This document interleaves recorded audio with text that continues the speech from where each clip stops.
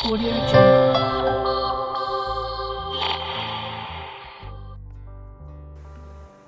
Hey guys, so today I wanted to talk to you about my hybrid solar system.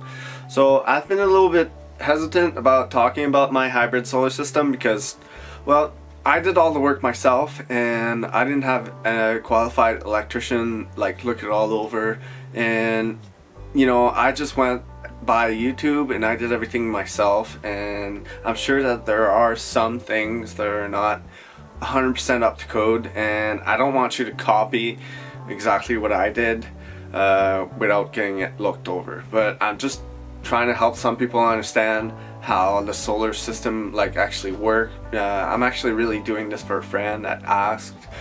He saw all this stuff behind me and he was wondering, you know, what it did or how it works. So I decided to make a little bit of a series here. I'm gonna make a maybe 4-part series, you know, about this solar system that I have. This is a hybrid system, and I got Tesla batteries right here, and there's 5 batteries here, and I'm gonna explain everything slowly, go over all this stuff. So this is actually a Connex inverter that I have behind me here, the 6048, and it's made by Schneider Electric. So they're a really big company, and so they're gonna be around for a long time, and they warranty all this stuff. So I paid a little bit more extra money, but to me it was worth it because, you know, they're a bigger name, and I didn't want to buy something that I'm paying a lot of money for that couldn't be warranted or anything like that. So Schneider Electric was a good one. I'm really happy with all of it. It really works really good. So we're gonna get started, I think, by just talking about I guess the inverter himself. So this big white thing up here, this is the inverter, and it actually converts the power from the batteries into AC power, which can be used in the house. So the solar power actually charges up these batteries here, these Tesla batteries here, and during the day, and also some of it is used during the day when the batteries are full or whatever. Then, well, it's using it throughout the whole day anyways, but it charges the batteries at the same time, and then I drain the batteries during the night. So there's that's what the inverter does, and it's actually off right now, and because it was snowing today, so the battery bank was actually kind of low, and there was no power coming in, so there's no point in keeping it running because it actually takes like 50 watts of power to just leave it on running. So I turn it off when it's like not making enough power, and that's when it's snowing a little bit or it's gonna be like real crappy 3 or 4 days. Then I turn the inverter off, and there's actually different breakers in here, and I'll get a closer look right away. So when I turn it off, I just flip a couple breakers in here, and it's automatically feeds from the house now instead, so it doesn't, there's no like downtime or anything. Well, it does go on and off, but that's the only thing. It just goes on and off when I flip the breakers in here, so it bypasses all of this and just goes directly to this other thing. So there's a lot of stuff that I'm going to be going over here, so just follow along with me or skip to where you want to go, I guess, but we're just going to slowly move along. I don't really have a plan here, so I'm just going to talk, I guess. So yeah, the inverter, it's connected to my main panel here. So I got my main panel back here that's coming into the house, and there's only one connection from the main panel to the inverter, and that's so that I can sell power, because this inverter can also sell power when it's full. But I'm not selling power, and I'm not actually making really enough power to sell it because I only have 6 solar panels outside right now. But I am planning on getting more, but right now I only have 6 solar panels outside. So anyways, and that's also how, like, when I turn everything off, that's also how the stuff keeps running, right? Because it's plugged, but there's one wire that's actually running into this main panel here. And up here I have my secondary panel, and that's where all the stuff that's running off my inverter is all connected in this panel here. So the inverter actually puts power out, and it puts all the power out to this panel here, and then all this, I had stuff that was connected in this main panel here that I disconnected, and then I connected into this sub panel. This Connex inverter, actually this thing down here is called a power distribution panel. So this is where it distributes the power. But there's a bigger one. There's one that actually comes with another side thing here that you can actually put your breakers, instead of having like a separate box like I have here. You can actually get one that goes on the side here, and it's real nice and stuff. If I would have known how this all kind of worked, I probably would have got that, because I had to get a separate box to like connect all the stuff that I was going to use, like all the stuff that I was going to use, like the inverter. So not the whole house is connected on this inverter. This inverter puts out 6,800 or 6,000 watts, something like that, and 6,000 watts is really not that much. You can't run your whole house together, but you could get two of these and they actually work together. If you wanted to, you could have a whole system that pretty much runs your whole house. But I only have a few services that are like plugged in there. I actually run like a website. If you like followed my other video, I host a bunch of websites, and I have a little mini data center, and that whole thing actually lives on these batteries. These batteries charge that thing, or I mean keep my mini data center running all night long. So all night long I'm sucking about 400 watts of power, and all night long this inverter keeps it running. Well, when there's enough sun, like usually there's enough sun during one day to charge up these batteries and keep the computer running. But of course it's snowing, so there's not enough sun today. But when there's enough sun, it charges the batteries, keeps the computer running, and then the batteries get drained during the night, and they rinse and repeat the next day. So that's the sub panel up here, and I had to buy different breakers for everything. Everything's connected to a breaker. Of course, what's really important about doing your own like solar stuff is that you have the right wire size, and that you have the right breakers on the right wire size. You wouldn't want to draw too much power through the wire, and your breaker not tripping or whatever, and your wire is like melting, or even worse, like catching a fire or something. So that's really important when you're building something, is that you get the right wire size.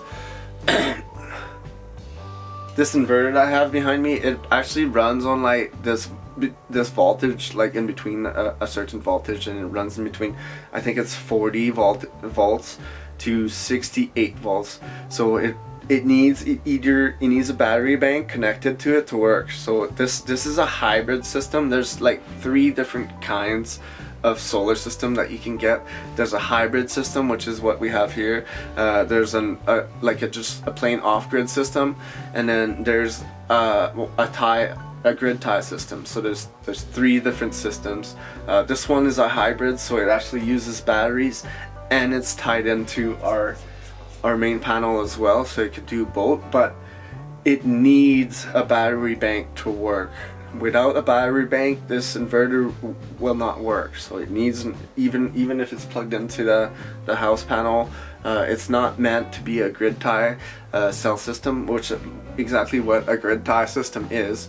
A grid tie system is a system that's just plugged right into your panel, and all that it's doing is it's putting the power either back into your house that you're using at the time, or it's actually selling the power out to selling the power to the power company if you're making enough power to sell the power when you have many panels, which I don't yet. But that's what a grid tie is, a grid tie system. And then of course there's the off-grid system, which doesn't plug into your main panel at all, and doesn't have any kind of I guess I would call it backups kind of thing. When your batteries die or whatever, the system is finished. You know, it needs to recharge, and then you gotta wait for the sun. So this is a hybrid system. Now, hybrid system, you need a battery bank, like I said, so it costs a little bit more money because you gotta buy a battery bank, you know. So it's a little bit more expensive. The batteries in the US cost about, like, I think $600 each. And you gotta find some delivery, so they're not so bad. But to get them in Canada, you know, with the delivery and stuff, they were about $1,000 each. So I got 5 batteries here, so I spent like $5,000 in batteries, which is not bad for how much power actually these batteries save. These batteries, like I said, this inverter runs in between 40 and 68 volts, and these batteries, these Tesla batteries, are perfect because they run in between 57, or they're in between 52 volts and 63 volts, but their nominal voltage, which is the voltage that they usually sit at, they sit at 57 volts, so they're right in between what our inverter needs to run. So they're perfect, and all that I did is I didn't even have to hook them up in series, which is when you hook up the negative to the positive and the next negative to the positive, and that's hooking it up in series. Now would boost the voltage. I didn't even have to do that with these batteries. They're just hooked up in parallel, which is negative to negative, and then to negative to negative, and then same thing with the positive. So they're hooked up in parallel, just giving me more capacity, and not actually, I didn't have to raise the voltage with these batteries for this inverter to work. So they work together really nicely. I'm really happy with that. So these are Tesla batteries, and like I said, they came out of a Tesla car, and you can find them used on eBay. Tesla 57 volt smart battery, they're called. And we're gonna keep moving on here, and I got another little thing in the back here that you don't really see, but it's way back here. And that's the communication box. So you actually need that if you want to be able to connect to your system online, or even like through your network at home. There's 2 different ways of connecting to the comm box, they call it. You can go sit at your computer and navigate to the IP that it's using, and you can access the comm box, which I will make a video about, and you can see it in one of my other videos. You can see how the stuff works online. But it also you can hook it up to the website, to the connexinsightwebsite.com, and so that you can view the information that it's uploading to the website anywhere off your phone. Yeah, so there's 2 ways of logging in and seeing what's going on. The website information is a little bit slow at updating, I notice, but it's kind of cool. It gives you pretty much the same information, but it doesn't have quite as cool like looking graphics, or like graphs, I mean. So the one that you do at home, when you log in at home on your browser, it has some pretty cool graphs, and it shows you a lot of cool information, which I will show you in the future. But you need this comm box to be able to do that, and this comm box is, with this system, everything's not cheap. Everything kind of adds up. So anyways, make sure that you get the right comm box, because there's 2 different kinds. There's an old one, which is the one that I bought at first off eBay. I bought the old one, and it wouldn't work with this system, but it looks exactly the same. It's just old, I guess. So don't get that one, but this comm box is kind of a must if you want to know what's been going on with your system, or like you can change. This is what you need to change all the settings on all this stuff behind me. You can change all the settings online using that.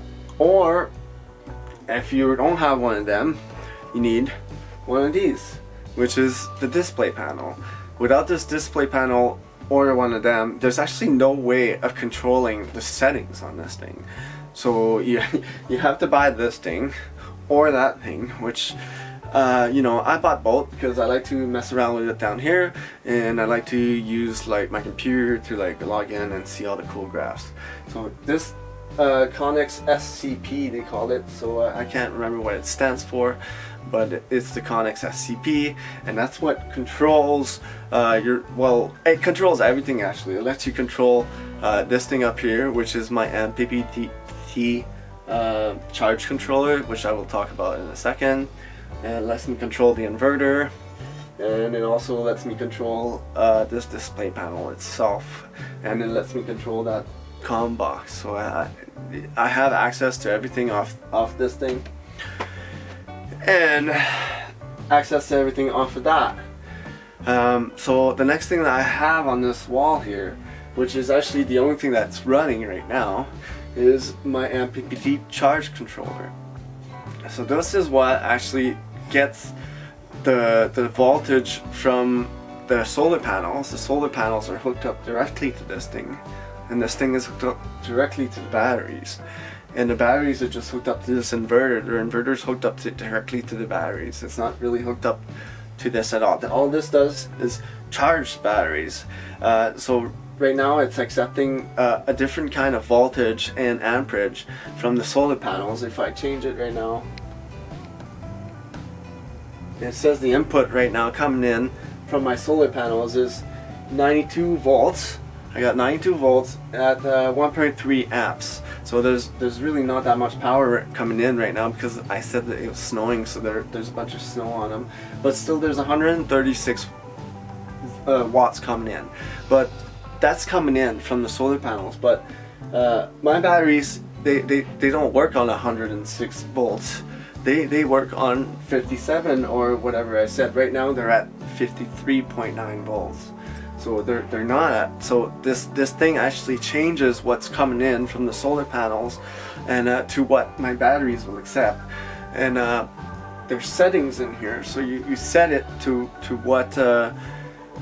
what your battery bank can accept. So you set the limits and stuff so it doesn't overcharge it.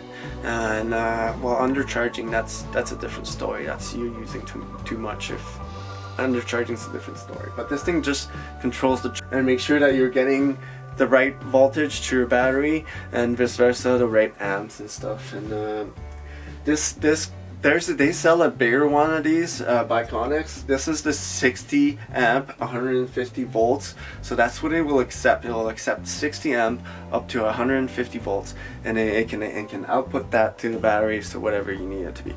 And but they sell a bigger one which takes, I think it's 80 amps, but it's like 500 volts it will take. So you can take a lot more power at 500 volts compared to this little one, but it's a lot more money. So I got this little one, and it's working perfect for the 6 panels that I have, and I'm planning on getting 6 more. So I'm going to be doubling my amperage, and I'm going to keep the same voltage because, like I said, this thing goes up to 150 volts, and right now, like I said earlier, I am coming in with 110 volts right now, so I can't really up the voltage too much more because actually when I first hooked this thing up I had too much voltage coming in, and it was stopping because there's too much voltage.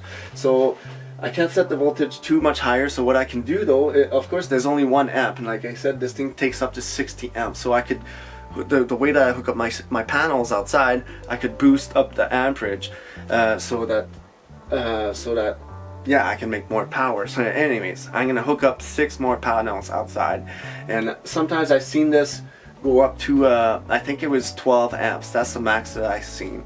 So when I hook up 6 more panels, I will see that this thing it might max up to like 25 amps at 110 volts. So that's what it might receive, which is within the limits, which is good, right? So it's gonna put out but what it puts out is different, right? So what it puts out more amperage because it lowers the voltage, so it's putting out more amperage.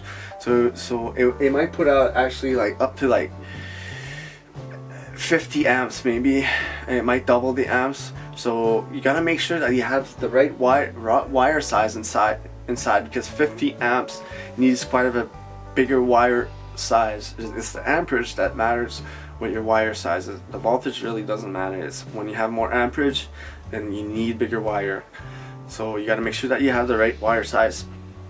So I've talked quite a bit today about this system, and this is the first video, but I'm gonna go ahead and end this video now, and I will be making another video which I will actually open all these up and show you the insides, and show you closer the breakers, and show you some of the panels and how it looks on here, and yeah, I'll probably open up this power box, this secondary power box up here, just to show you guys everything inside. But today this is the first video, so I was just gonna do a bunch of talking today. So hopefully if you have any questions about this system, please comment below, and I will answer all the questions. So yeah, hopefully this helps somebody, and till the next video, have fun and don't burn your house down.